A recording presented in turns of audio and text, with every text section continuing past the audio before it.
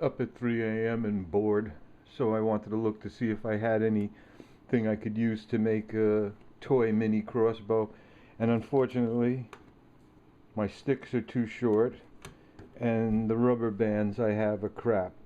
But wanted to see what I could do. In a crossbow, there's two places you could possibly make the tension to shoot the dart or the arrow. One is in the crossbow pieces, but they have to have a lot of flexibility to be able to be pulled back and then have enough strength to release the thing. And with sticks like this, it's impossible. You need like thin aluminum or a nice tree, limb that will bend like they do in regular bows. So this was not going to be any good. And these bands are not the right kind of rubber bands. If it gets even a drop of glue on it, hot glue or a super glue, they melt and break. But I wanted to move ahead and see what I could do. So what I had planned to do was make the body out of some sticks glued together. And when it comes to the support, the tension part, the crossbow part, let it be straight and make the tension in the rubber bands pushing the dart or the arrow forward. So that's what I did, and I started gluing up sticks to see what I could come up with. I glued two of the sticks together lengthwise so that it's very stiff.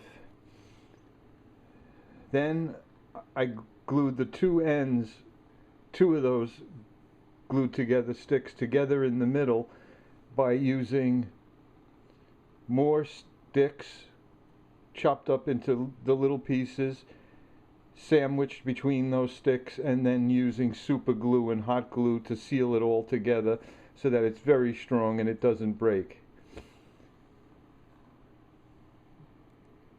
The rubber bands, 3 rubber bands rolled up together gives more tension, and on the ends I had to put it together with Gorilla Tape and then string that's wrapped around to hold the whole piece together. That can take super glue and won't melt as long as it doesn't touch these rubber bands. And I did that on either end.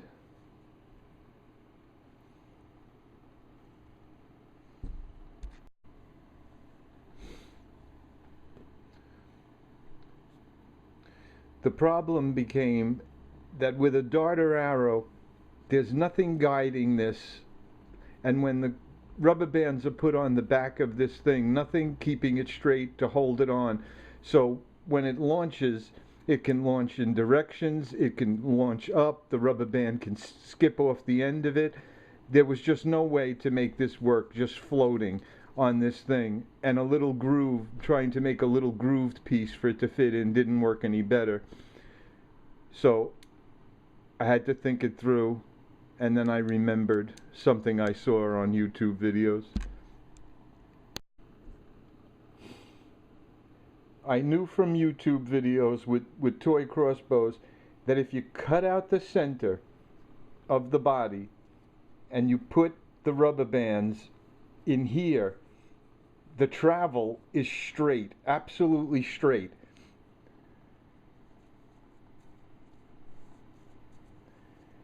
And it's just a much better system. It also allowed me, when I looked at the design I already had, to just drill a hole in my mount. And then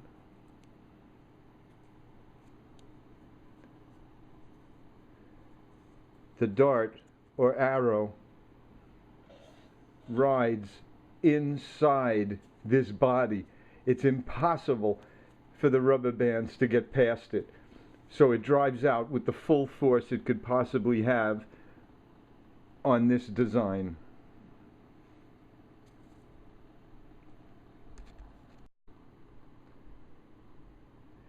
I have to add a handle, obviously, on the bottom so that I can hold it without holding the crossbow.